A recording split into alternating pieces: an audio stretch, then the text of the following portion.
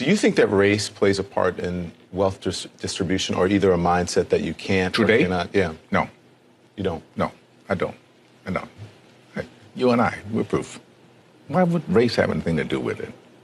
Put your mind to what you want to do and go for that. It's kind of like religion to me. It's a good excuse for not getting there. Where are we in the United States of America in race relations and what you see from day to day in your life? Skip, they wouldn't want to ask me that. They wouldn't want my answer to represent it because God knows I have been nothing but blessed. My whole path, these 33 years have been nothing but a blessing. I have never, and never is a strong word, I've never dealt with racism, and I'm glad I didn't have to. There is a class of colored people who make a business of keeping the troubles, the wrongs, and the hardships of the Negro race before the public. Some of these people do not want the Negro to lose his grievances because they do not want to lose their jobs. There is a certain class of race problem solvers who don't want the patient to get well. That was said by Booker T. Washington. How are we going to get rid of racism until... Stop talking about it. I'm going to stop calling you a white man. Yeah. And I'm going to ask you to stop calling me a black man. You know, it's frustrating to me that people take race and they make it personal. You know what I mean? Like we're at a loss in this generation. If you look at it in the 80s, Archie Bunker was a stark racist. Stark. If you don't know who Archie Bunker is, look him up. All in the Family, great show. You heard him. The Jeffersons, stark racist. Fred Sanford, stark racist. But you know what black people and white people did? They laughed. You watch 48 Hours with Eddie Murphy and Nick Nolte. Both of them hated each other because he was black and because he was white. You know what they did? They laughed. But I asked you what the racial breakdown was of your audience. Do you remember this? And you told me the only black face you could see in the whole audience was your makeup artist. I believe that's what you said, and she was in the front row, right? A lot of white kids love rap. Yes. Explain that. What does that say to you? What's the message of it? What's the bigger picture of it? I don't want to be bashed because I don't want to sound like I'm on the wrong if there is a side, but I thought that was clearly a message that there was no such thing as racism. That's what I thought that was. You know, I said, and it's probably get me in trouble, but I said to some of my colleagues recently, so I know that it's an issue, but it seems like every single day on television I'm talking about race, and it's because of the news cycle, it's in the news, but sometimes I get so tired of talking about it, I want to just go, this is over, can we move on? And if you talk about it, it exists. Right. Yeah. It's not like it exists and we refuse to talk about it, but making it a bigger issue than it needs to be is a problem we have. And right now, we are in a society where we can't have a conversation because no one's willing to listen. People are just shouting. People are just Whatever they shouting. think. People are walking down the street, hashtagging everything, but no one's listening. Using wrong examples to present an argument leads us nowhere forward. I understand the emotion, and I respect my opposition, but when you go into the areas of making false charges and living in the past, you do not address the issues of the present. And, you know, incarceration rates in America has been a problem, especially as opposed to minorities. And Roman delves into the issues around the legal system. Do you think we've made any headway in the legal system? I think it's more important to make headway in our own house. By the time the system comes into play, the damage is done. They're not locking up 7-year-olds. In the 1960s, 80+% of blacks were two-parent homes. Today, that is reversed completely the other way. I was in Chicago a couple of 3-4 weeks ago, and we saw these little kids on bikes with masks on the side of their head, like 5 or 6 of them. And the driver said, yeah, they're little yummies. I said, who? He said, little yummies. Look up, Google Lil Yummy. Lil Yummy was an 11-year-old murderer. Wow. And you look at his picture, you'll see the headshot of him, he's like this. And he got murdered at 11 by a 14-year-old. Wow. Who's doing life now, and a 16-year-old. That makes no sense. You blame the system. Where was his father? No one wants to talk about perception when it comes to racial profiling. No one wants to talk about stereotypes when it comes to racial profiling. Blacks are convinced that the number one issue facing the country right now is social justice, racist white cops, discrimination, systemic racism, microaggression, whatever new word they come up with, and it's a bunch of nonsense. This is what I know. I'm a certified scuba diver. My first day of class, they told me this.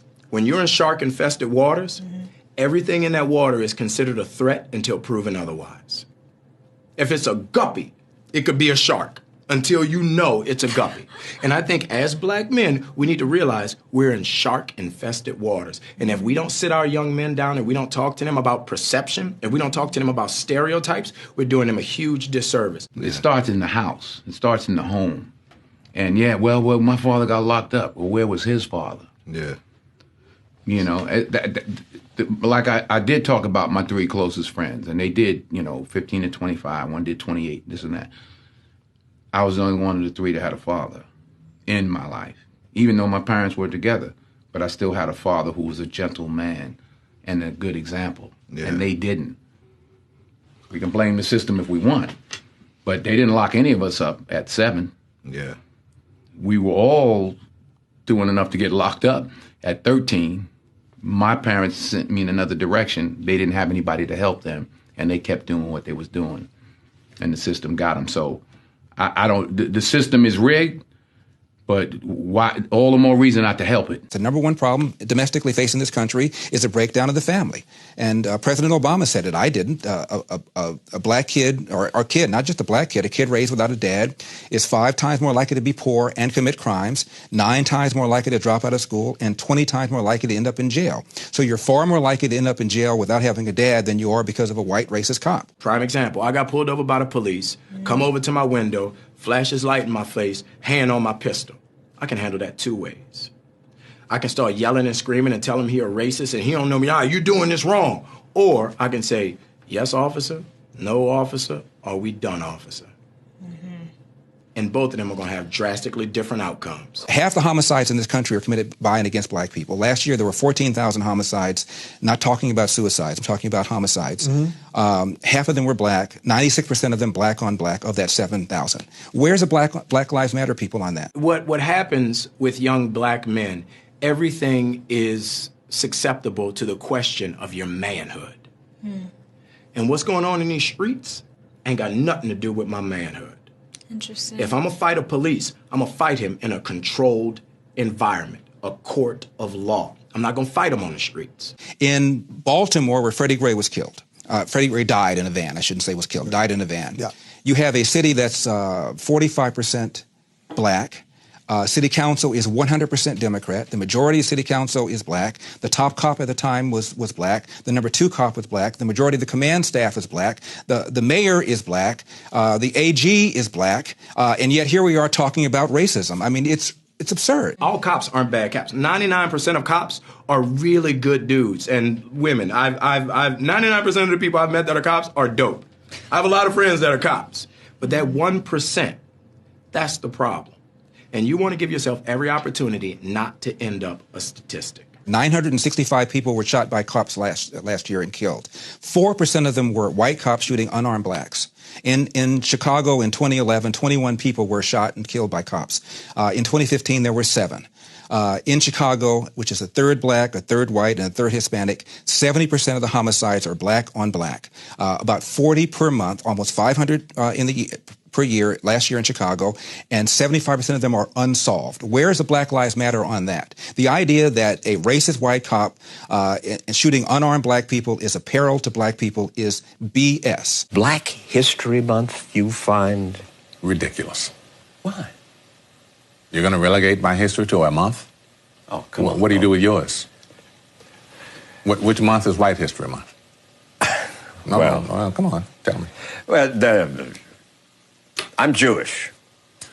Okay, which month is Jewish History Month? There isn't one. Oh, why not? Yeah. Do you want one? No. I don't either.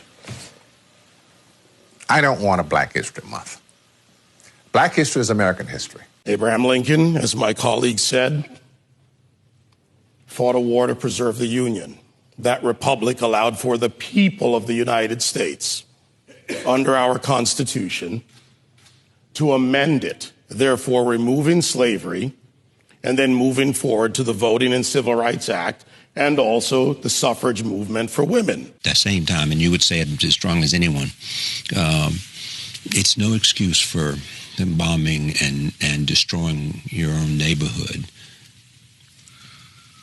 And burning down wherever it's happening, burning down storefronts and stores that people with mobs is how they get turned into that. Yeah.